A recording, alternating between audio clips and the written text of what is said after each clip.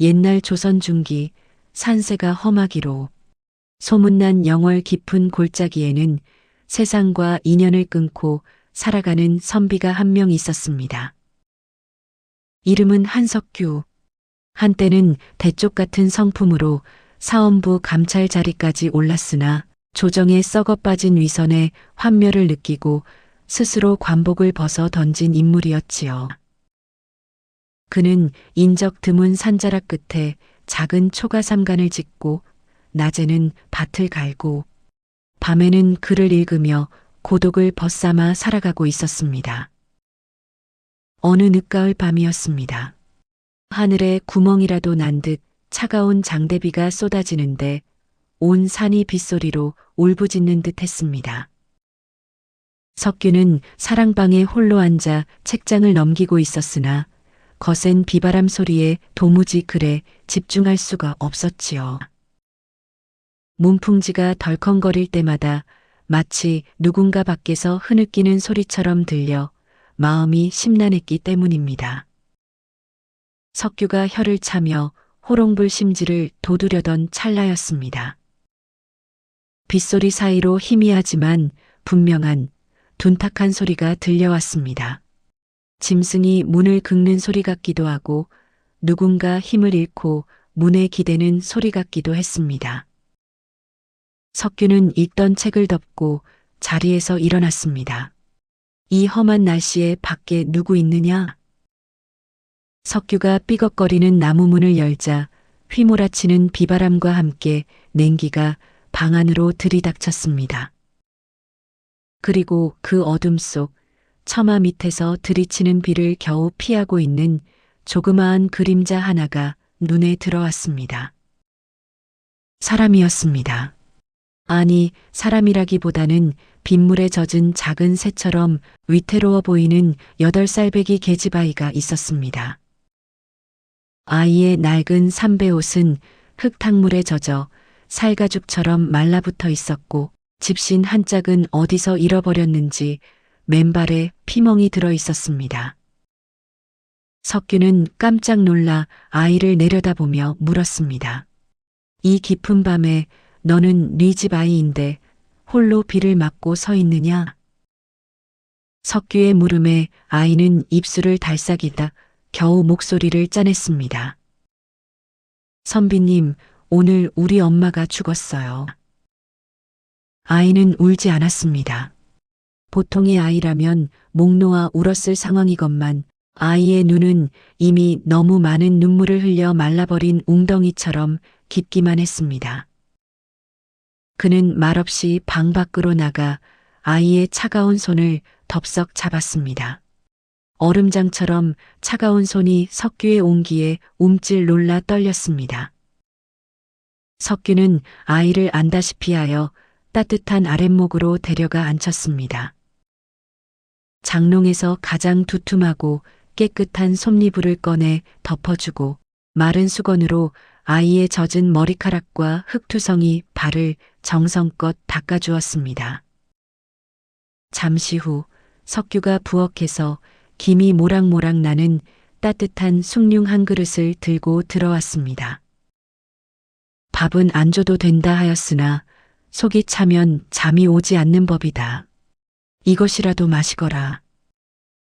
따뜻한 숭늉 한 그릇이 빈속에 들어가자 창백했던 아이의 볼에 아주 희미한 혈색이 돌기 시작했습니다.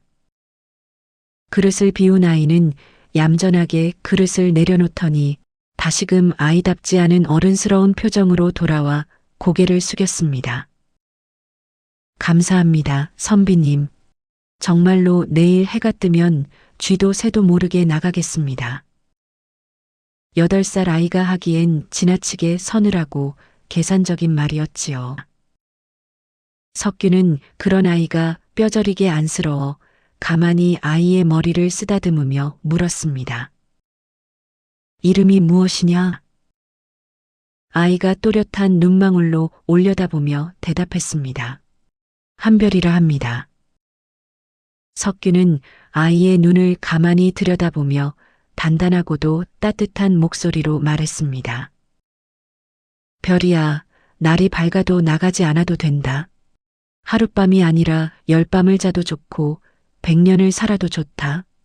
이곳이 이제 내 집이니라. 그 한마디에 꾹꾹 눌러 참아왔던 아이의 둑이 무너지고 말았습니다. 엄마가 죽었을 때도 빗속을 걸어올 때도 악착같이 참았던 눈물이 석규의 따뜻한 배려에 왈칵 쏟아진 것입니다.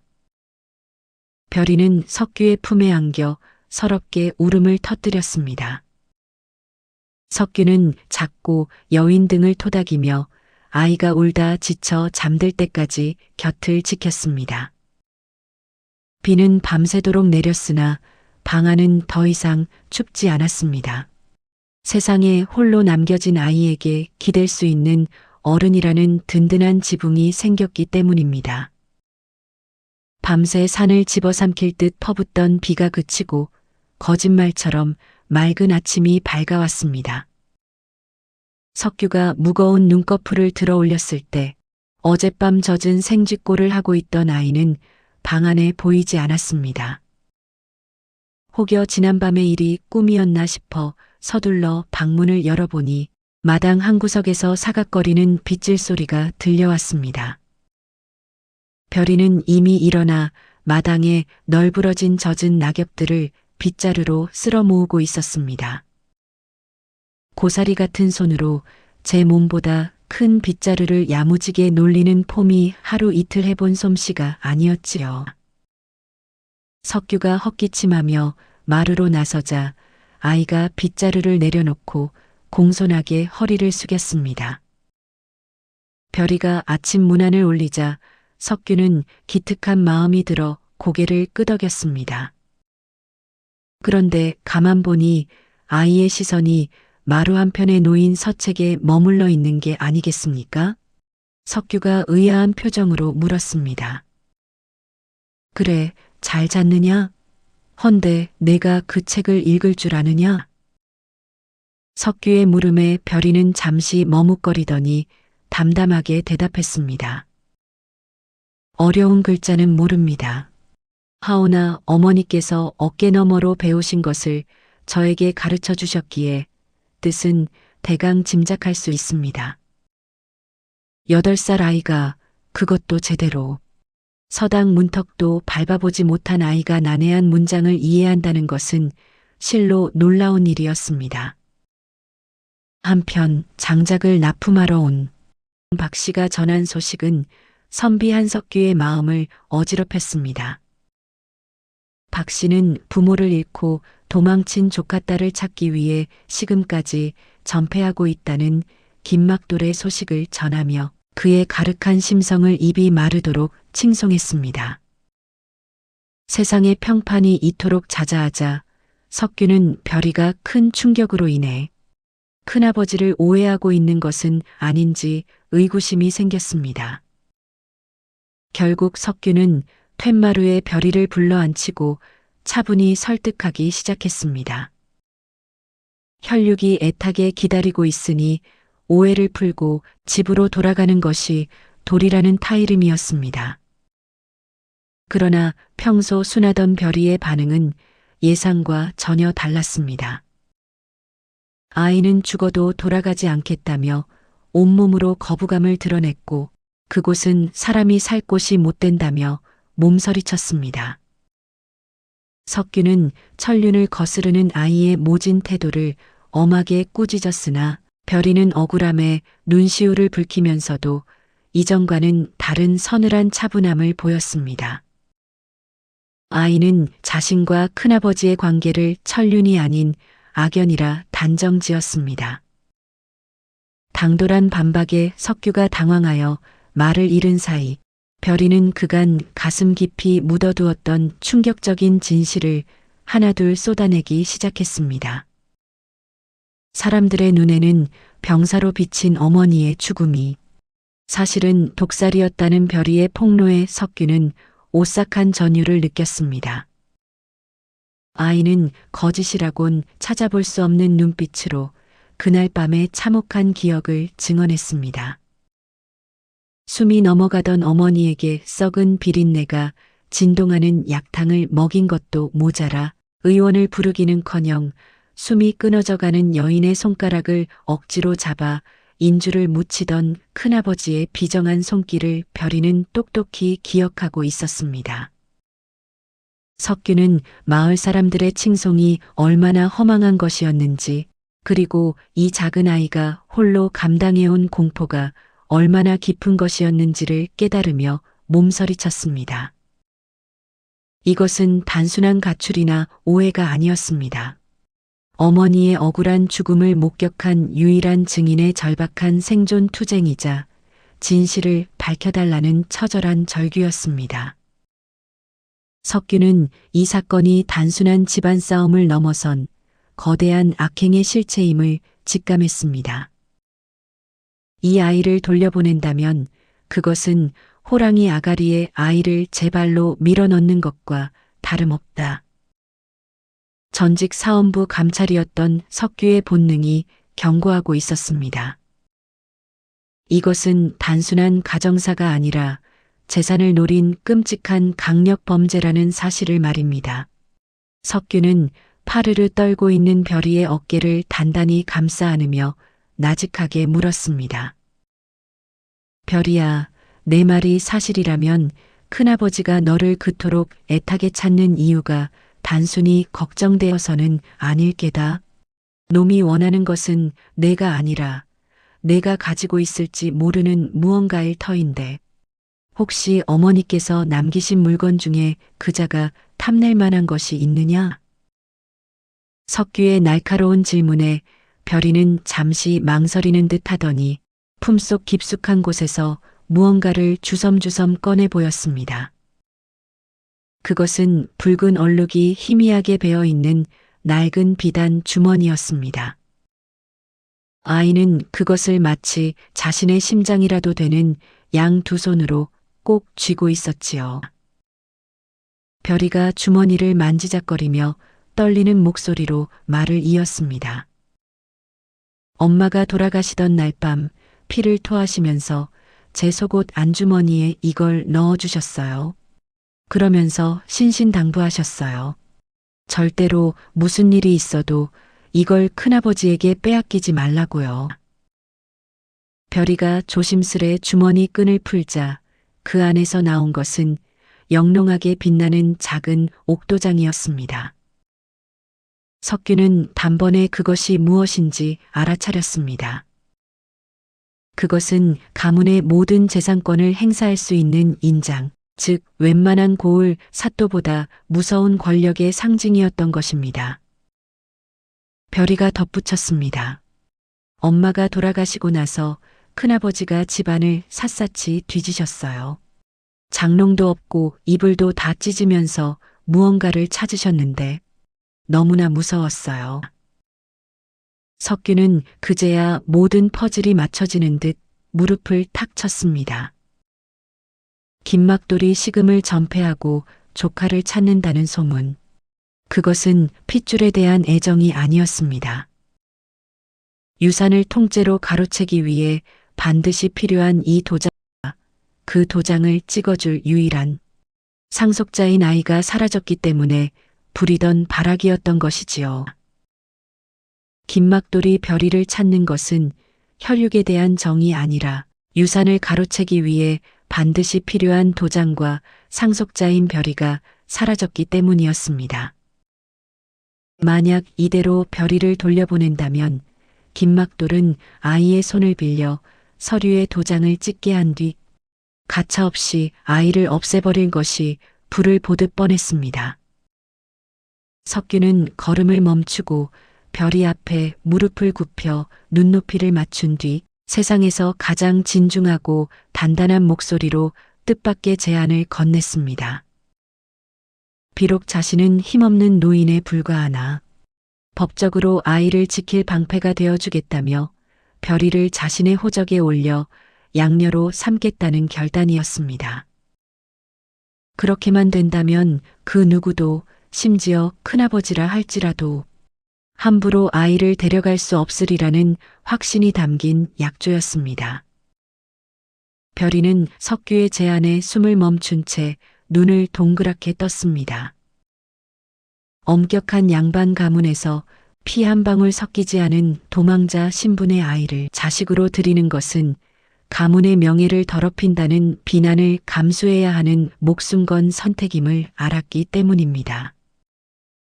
아이는 자신이 선비에게 해만 끼칠 것이라며 믿기지 않는 표정으로 되물었으나 석규는 도리어 고개를 저으며 별이의 작은 손을 두 손으로 꼭 감싸쥐었습니다. 그날 오후 석규는 서둘러 관아로 향할 채비를 했습니다. 김막돌이 손을 쓰기 전에 한시라도 빨리 입적 절차를 밟아야 했기 때문이지요. 석규는 먼지 쌓인 장롱 깊숙한 곳을 열었습니다. 그곳에는 그가 낙향할 때 봉인해 두었던 빳빳하게 풀먹인 도포와 갓이 고이 모셔져 있었습니다. 흙 묻은 베옷을 벗어 던지고 정갈한 선비의 의관을 갖추는 그의 표정은 마치 전쟁터로 나가는 장수처럼 비장했습니다. 마지막으로 사헌부 감찰 시절 차고 다니던 신분패를 품에 넣으니 초라한 산골 훈장은 온데간데 없고 서리빨 같은 기계를 뿜어내는 대쪽 감찰 한석규가 다시 세상 밖으로 걸어 나왔습니다. 석규는 문 밖을 나서기 전 별이에게 단단히 일렀습니다. 별이야, 잘 듣거라. 내가 돌아올 때까지 이 문을 절대 열어주어선 안 된다. 혹여 누군가 억지로 문을 부수려 하거든 부어.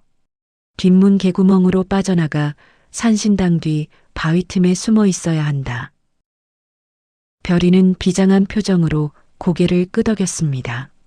하지만 산 아래에서는 이미 늑대의 무리가 냄새를 맡고 서서히 오두막을 향해 다가오고 있었습니다. 석규가 내려간 뒤 덩그러니 남겨진 오두막에는 무거운 정막만이 감돌았습니다. 별이는 숟가락을 문고리에 끼워 빗장을 걸고 방구석에 웅크리고 앉아 숨조차 크게 쉬지 못했습니다. 오두막 주변을 감도는 정막을 깨뜨린 것은 한 사람의 발소리가 아니었습니다. 여러 명이 거칠게 덤불을 헤치며 올라오는 소리, 그리고 그들 사이에서 들려오는 익숙하고도 끔찍한 목소리에 별이의 온몸이 사시나무 떨듯 떨리기 시작했습니다. 산꼭대기에 이런 오두막이 있었을 줄이야. 쥐새끼가 숨기에는 딱 좋은 구멍이로군. 마을 사람들이 인자하다 칭송에 맞이 않던 큰아버지 김막돌의 목소리였습니다. 별이는 두 손으로 입을 틀어막고 방바닥에 납작 엎드렸습니다. 곧이어 마당에 들어선 발소리가 방문 앞에서 딱 멈춰섰습니다. 뚫린 문풍지 구멍 사이로 핏발선 눈동자 하나가 방 안을 훑는 것이 보였고 거대한 그림자가 방 안을 집어삼킬 듯 넘실거렸지요. 김막돌은 짐짓 부드럽고 걱정스러운 목소리로 아이를 불렀습니다. 그 목소리는 마치 꿀을 바른 듯 달콤했으나 별이의 귀에는 쇠를 긁는 소리보다 더 소름 끼치게 들렸습니다. 엄마에게 독약을 먹일 때도 그는 저렇게 다정한 목소리를 하고 있었기 때문입니다. 별이가 아무런 대답도 없이 숨을 죽이고 있자 밖에서는 잠시 침묵이 흐르더니 이내 본색을 드러낸 짐승의 으르렁거림이 들려왔습니다. 김막돌이 소리를 지르며 문을 쾅 하고 걷어찼습니다. 낡은 나무 문이 부서질 듯 요란하게 흔들렸고 문고리에 끼워둔 숟가락이 위태롭게 덜컹거렸습니다. 별이는 공포에 질려 눈물을 흘리면서도 아버지가 일러준 대로 부엌 뒷문 쪽으로 살금살금 기어가기 시작했습니다. 김막돌은 조카가 문을 열 기미가 보이지 않자 하인들에게 명령했습니다. 하인들이 문을 부수기 위해 달려들려는 찰나였습니다. 산 아래쪽에서 호랑이의 포효와도 같은 우렁찬 호통 소리가 천지를 뒤흔들었습니다. 멈추어라. 남의 집에서 이게 무슨 행패란 말이냐. 서슬퍼런 기세에 하인들이 주춤하며 뒤를 돌아보았습니다. 그곳에는 방금 관아에서 돌아온 한석규, 아니 대쪽 감찰 한석규이 서 있었습니다. 빳빳하게 풀을 먹인 도포 자락을 휘날리며 각근을 단단히 맨 그의 눈빛에서는 서리빨 같은 살기가 뿜어져 나오고 있었지요. 김막돌은 잠시 당황했으나 이내 거만한 표정으로 석규를 훑어보며 비아냥거렸습니다. 하인들이 위협적으로 석규를 에워쌌습니다.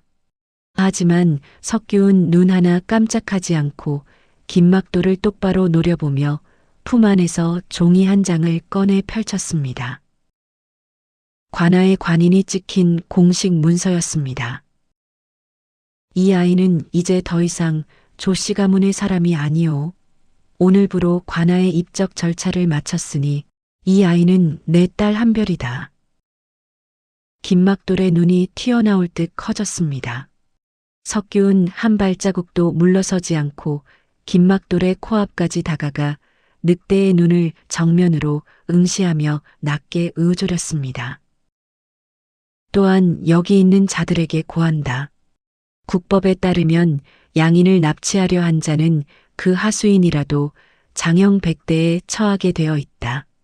너희들은 조진사의 산호비가 아닐 터 돈 몇 푼에 범죄자가 되어 옥살이를 하고 싶으냐?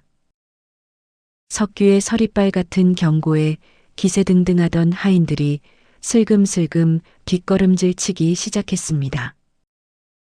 상황이 불리하게 돌아가자 김막돌은 얼굴을 불그락 푸르락하며 억지를 부렸습니다. 그는 별이를 충격으로 정신이 온전치 못한 미친 아이로 몰아세우며 당장 조카를 내놓으라고 끝까지 발악을 멈추지 않았습니다. 그때 굳게 닫혔던 방문이 열리며 별이가 모습을 드러냈습니다. 방을 나선 별이의 눈빛은 더 이상 겁에 질린 어린아이의 것이 아니었습니다. 아버지 석규의 등 뒤에 당당히 선 별이의 눈은 마치 어둠을 가르는 횃불처럼 형형하게 타오르고 있었습니다. 별이는 김막돌을 똑바로 응시하며 자신이 정말 미친 것인지 아니면 자신의 눈이 미친 것인지 차가운 목소리로 되물었습니다. 김막돌이 당황하여 멈칫하는 사이 별이는 마치 대못을 박듯 그날의 기억을 또박또박 끄집어냈습니다. 어머니에게 약을 먹이던 밤 큰아버지가 입고 있던 비단옷, 소매 끝에 하얀 약가루를 흘려 당황하며 털어내던 모습을 똑똑히 보았노라는 증언이었습니다. 아직 그 옷을 태우지 못했느냐는 별이의 매서운 추궁은 김막돌의 심장을 꿰뚫는 비수가 되었습니다. 아무도 모를 것이라 확신했던 사소한 실수를 이 작은 아이가 소름 끼칠 정도로 정확히 기억하고 있다는 사실에 김막돌은 거대한 공포를 마주해야 했습니다. 김막돌의 얼굴에서 순식간에 핏기가 사라졌습니다. 만약 그 옷이 관아의 증거로 제출된다면 소매에 남은 독성분이 자신의 목을 조를 것이 뻔했으니까요. 한석규는 사색이 된 김막돌을 보며 싸늘하게 일갈했습니다. 평생 권력과 돈으로 사람들을 짓밟아온 김막돌이었으나 자신의 치부를 쥐고 있는 아이와 서슬퍼런 국법을 들이미는 사내 앞에서는 도리가 없었습니다. 그는 이를 갈며 물러설 수밖에 없었지요. 하지만 쫓겨가는 김막돌의 눈빛은 더욱 흉흉하게 빛나고 있었습니다. 김막돌이 물러간 뒤 오두막에 찾아온 고요 속에는 이전보다 서늘한 긴장감이 감돌았습니다. 그때 별이가 아버지의 옷자락을 꼭 쥐며 숨겨두었던 최후의 비밀을 털어놓았습니다. 어머니가 돌아가시던 밤 큰아버지가 독약을 쌌던 붉은 종이 뭉치를 아궁이에 태우려 했으나 불이 잘 붙지 않자 부중깽이로 깊숙이 밀어 넣었다는 사실이었습니다. 별이는 며칠 전 그 종이가 다 타지 않은 채 재 속에 파묻혀 있는 것을 직접 확인했노라고 떨리는 목소리로 증언했습니다.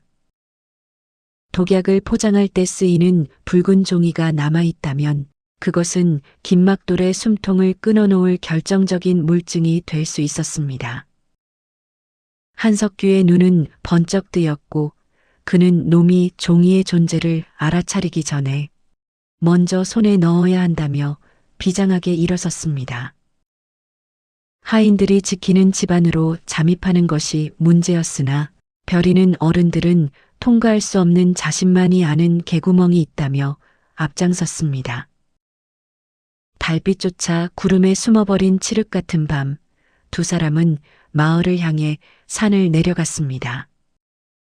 한석규는 김막돌의 사랑채가 건너다 보이는 주막으로 당당히 걸어 들어갔고 그곳에는 낮의 수모를 잊으려는 듯 하인들도 물린 채 홀로 독한 술잔을 기울이는 김막돌이 있었습니다. 한석규는 짐짓 여유로운 척 김막돌의 옆자리에 앉으며 술병을 탁 내려놓았습니다. 김막돌이 화들짝 놀라 돌아보니 낮에 보았던 그 섯을 펄은 한석규가 앉아있는 게 아니겠습니까? 김막돌이 얼굴을 찌푸리며 소리쳤습니다. 네 이놈, 감히 여기가 어디라고 발을 들이느냐. 한석규는 태연하게 술잔을 채우며 말을 끊었습니다. 내 딸아이의 짐을 챙기러 왔다가 진사 어른이 계시기에 인사나 드리러 왔소.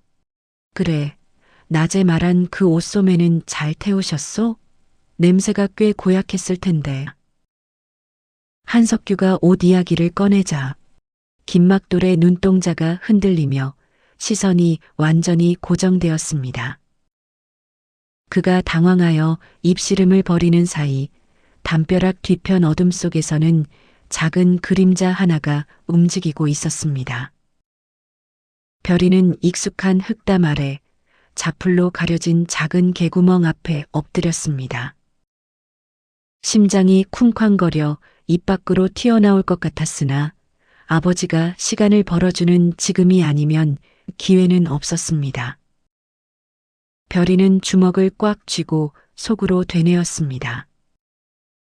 엄마를 죽인 저 사람을 내 손으로 꼭 벌받게 할 거야. 나는 할 수 있어. 별이는 숨을 멈추고 좁은 구멍 사이로 몸을 밀어 넣었습니다. 거친 돌멩이에 무릎이 긁히고 흙먼지가 눈에 들어갔지만 별이는 멈추지 않고 뱀처럼 꿈틀대며 마당 안으로 기어 들어갔습니다. 다행히 하인들은 모두 대문 쪽에 몰려 있었고 안채로 통하는 부엌 쪽은 쥐 죽은 듯 조용했습니다. 별이는 제투성이 아궁이 속으로 주저없이 팔을 깊숙이 집어넣었습니다. 손끝에 차가운 재의 감촉이 느껴졌고 손을 더 깊이 뻗어 구석진 곳을 더듬었습니다. 그때였습니다. 손끝에 바스락거리는 종이의 질감이 닿았습니다. 별이가 조심스레 그것을 꺼내 들고 달빛에 비춰보니 불에 그을려 반쯤 타다 남았으나 선명한 붉은색이 남아있는 종이 뭉치였습니다. 그리고 그 귀퉁이에는 비소라고 적힌 두 글자가 희미하게 남아있었지요. 별이가 찾던 바로 그 결정적 물건이었습니다. 별이가 안도의 한숨을 내쉬며 종이를 품에 넣으려는 찰나 부엌문 너머에서 덜그럭거리는 소리와 함께 누군가의 발소리가 들려왔습니다. 순찰을 돌던 늙은 하인이 인기척을 느끼고 다가오고 있었던 것입니다. 도망칠 곳은 없었습니다.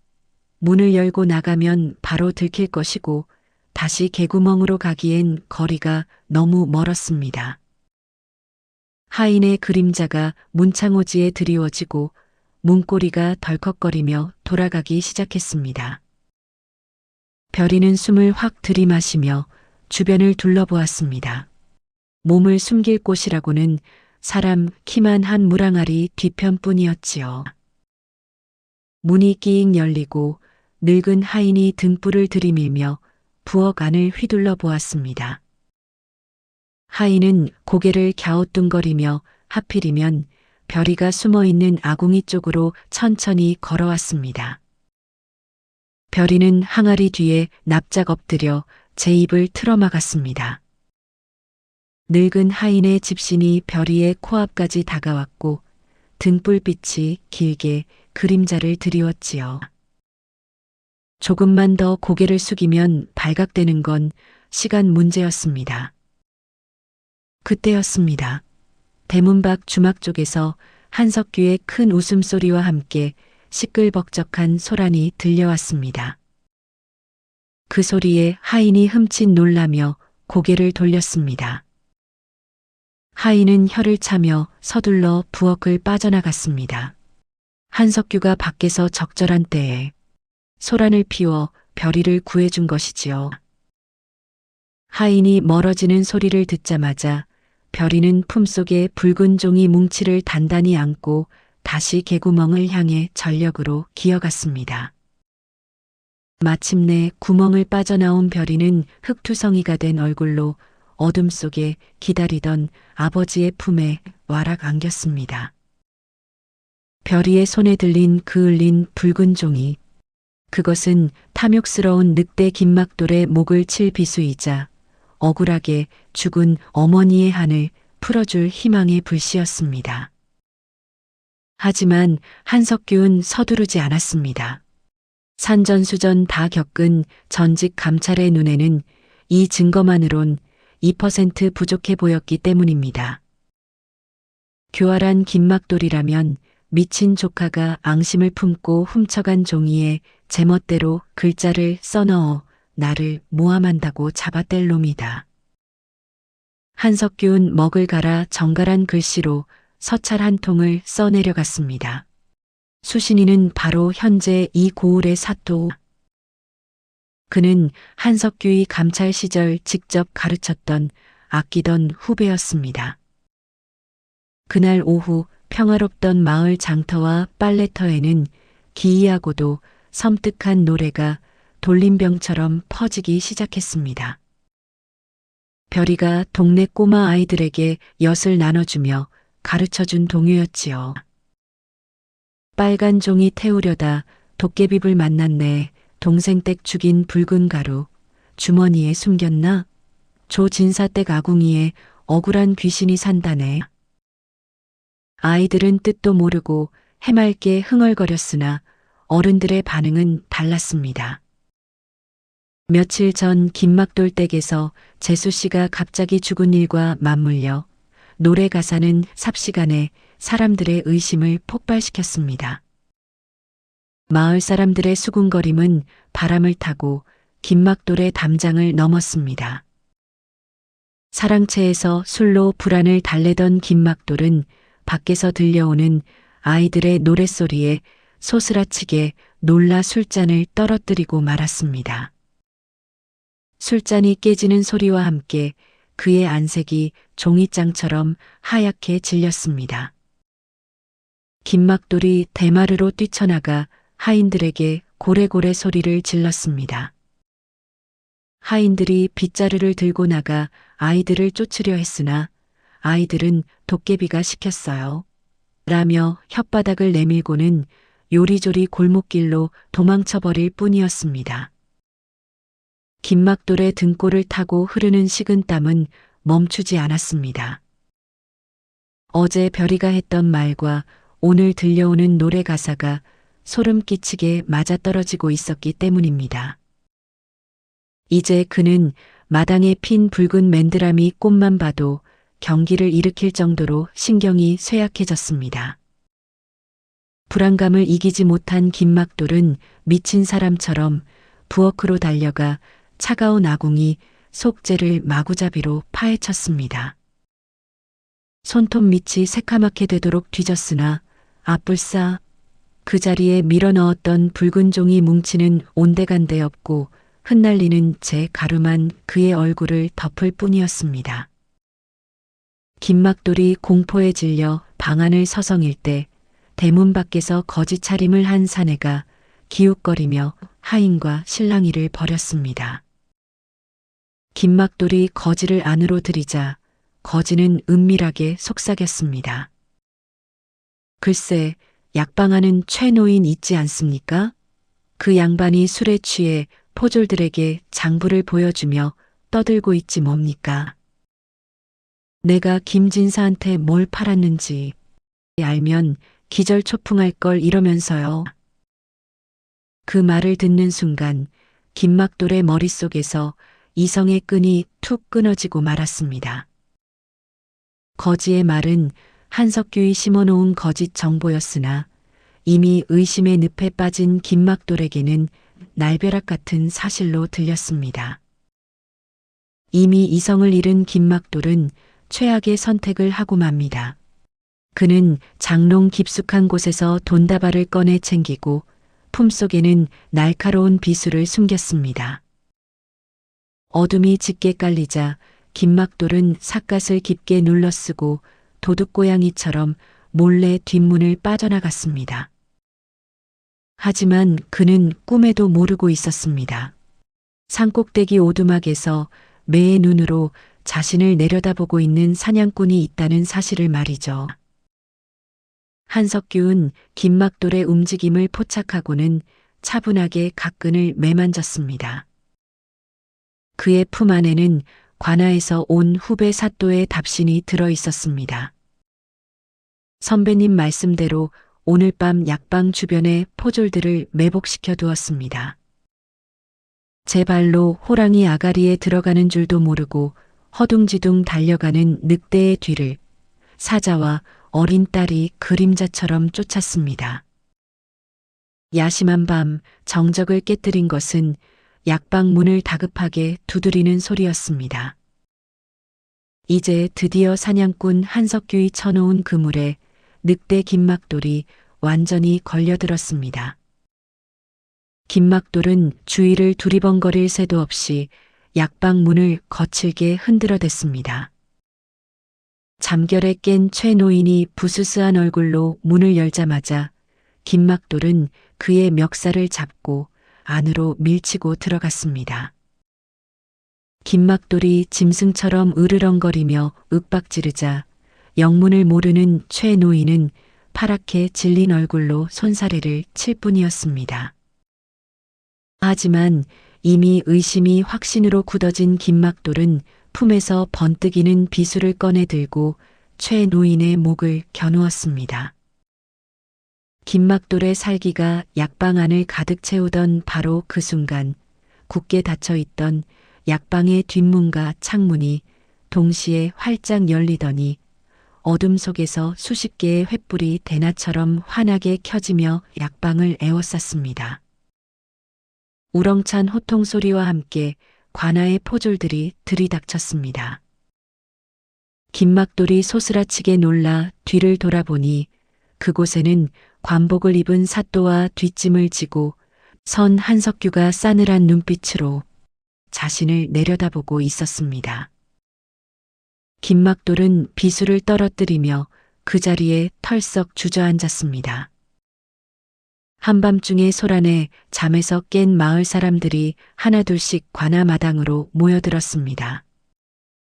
횃불 아래 서슬 퍼런 즉결 심판이 열렸습니다. 사또가 형틀에 묶인 김막돌을 엄하게 꾸짖었습니다. 죄인 김막돌은 듣거라. 너는 재수 씨를 독살하고 그 죄를 덮으려 약방 주인을 협박한 혐의를 받고 있다. 내 죄를 인정하느냐? 그러자 김막돌은 끝까지 억울하다는 듯 고개를 세차게 저으며 소리쳤습니다. 끝까지 발뺌하는 김막돌의 뻔뻔함에 지켜보던 마을 사람들도 혀를 찼습니다. 한석규는 한심하다는 듯 혀를 차며 품 안에서 붉은 종이 뭉치를 꺼내 사또에게 바쳤습니다. 그것은 범인이 재수 씨를 독살할 때 사용한 비소가루가 묻은 종이로 김막돌의 집 아궁이 제 속에서 극적으로 찾아낸 결정적인 증거였습니다. 붉은 종이를 마주한 김막돌의 눈동자는 지진이라도 난 듯 격렬하게 흔들렸습니다. 그러나 그는 마지막 순간까지도 별이가 앙심을 품고 조작한 것이라며 붉은 물감을 칠해 독이라 우기는 것이라고 발악했습니다. 자신이 그 종이를 썼다는 명확한 증거를 대라며 마당이 떠나가라 고함을 지르는 김막돌의 모습은 추악이 그지없었습니다. 그때 한석규의 눈짓을 받은 별이가 천천히 그러나 당당한 걸음으로 증인석에 나섰습니다. 수백 개의 눈동자가 쏠린 긴박한 상황이었지만 아이는 더 이상 두려움에 떨던 어제의 어린 소녀가 아니었습니다. 별이는 김막도를 똑바로 응시하며 증거를 원하느냐고 차갑게 되물었습니다. 좌중을 압도하는 차분한 목소리로 입을 연 별이는 그날 밤 어머니에게 약을 건네며 김막돌이 내뱉었던 말들을 토시 하나 틀리지 않고 기억해냈습니다. 김막돌의 얼굴이 창백하게 질려가는 가운데 별이는 마치 그날 밤의 악마가 빙의된 듯 그의 억양과 목소리를 그대로 흉내내며 의조렸습니다. 이 약 한 첩이면 알터니가 빠지듯 시원해질 것이니 죽은 아우 곁으로 가서 편히 쉬라는 말. 그리고 남겨진 땅은 자신이 관리할 테니 걱정 말라는 그 잔인한 속삭임이 별이의 입을 통해 생생하게 재현되었습니다. 인자한 큰아버지가 죽어가는 형수에게 내뱉은 탐욕스러운 본색이 만천하에 공개되는 순간 지켜보던 사람들의 팔에는 소름 끼치는 전율이 돋았습니다. 별이는 거기서 멈추지 않고 마지막 쐐기를 박았습니다. 그리고 엄마가 숨을 거두시자 제비꽃 무늬가 있는 비단 주머니에서 인주를 꺼내 엄마 손가락에 묻히셨지요. 그때 밖에서 천둥이 치자 큰아버지가 놀라서 인주통을 엎으셨고 그 자국이 방 아랫목 장판에 아직 붉게 남아 있을 겁니다. 별이의 완벽한 기억력 앞에 김막돌은 완전히 무너져 내렸습니다. 그날 밤 그 방 안에 있던 사람만이 알 수 있는 비밀들이 낱낱이 까발려지자 그는 더 이상 변명할 말을 찾지 못한 채 고개를 떨구고 말았습니다. 사또가 의자를 박차고 일어나 호통을 쳤습니다. 길고 길었던 밤이 지나고 드디어 동이 터오고 있었습니다. 한석규는 묵묵히 다가와 별이의 작은 어깨를 감싸 안았습니다. 별이는 그제야 참았던 긴장이 풀린 듯 주저앉으며 아버지의 품에 안겨 소리 없이 눈물을 흘렸습니다. 그것은 슬픔의 눈물이 아니라 억울하게 죽은 엄마를 위한 위로이자 새로운 시작을 알리는 정화의 눈물이었습니다. 아기는 심판받았고 잃어버렸던 정의는 제자리를 찾았습니다. 김막돌이 유배지로 떠난 후 별이는 잃어버렸던 모든 재산을 되찾았습니다. 으리으리한 기와집과 끝없이 펼쳐진 논밭이 모두 8살 별이의 것이 되었지요. 하지만 별이는 그 거대한 집의 정막 속에서 엄마의 빈자리를 뼈저리게 느꼈습니다. 별이는 가장 먼저 집문서와 땅 문서를 챙겨 들고 아랫마을로 향했습니다.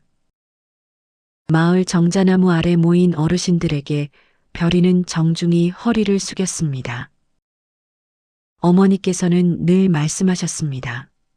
고가는 채울수록 무거워지지만 마음은 나눌수록 가벼워진다고요. 오늘부로 소작료를 반으로 줄이고 흉년이 든 해에는 받지 않겠습니다. 그것이 돌아가신 제 어머니의 뜻일 것입니다. 평생 허리가 휘도록 고된 노동에 시달려온 농부들은 믿기지 않는 진실 앞에 별이의 손을 꼭 잡으며 함께 눈물을 훔쳤습니다. 모든 일이 정리된 후 별이는 아버지 한석규와 함께 산 중턱에 잠든 어머니의 묘소를 찾았습니다. 묘 앞에 주저앉아 자풀을 뜯어내던 별이의 목소리는 이내 가늘게 떨리기 시작했습니다. 지난 며칠간 큰아버지와 맞서고 재판장에 서기 위해 독하게 부여잡았던 긴장의 끈이 마침내 풀려버린 것이었습니다. 별이는 나쁜 사람이 벌을 받았으며 어머니의 유산도 잘 지켜냈노라고, 그리고 이제 자신에게는 지붕처럼 든든한 진짜 아버지가 생겼노라고 묘비를 향해 속삭였습니다. 무덤가에서 오열하는 아이를 지켜보던 한석규의 눈시울 또한 붉게 물들었습니다. 그는 천천히 다가와 가늘게 떨리는 별이의 등을 넓은 품으로 감싸 안았습니다. 그 작은 몸으로 어른도 감당하기 힘든 일을 해낸 별이가 얼마나 무섭고 힘들었을지 그 마음을 다 안다며 다독이는 석규의 목소리에도 뜨거운 눈물이 섞여 있었습니다. 산을 내려오는 길, 별이는 석규에게 넌지시 속마음을 털어놓았습니다.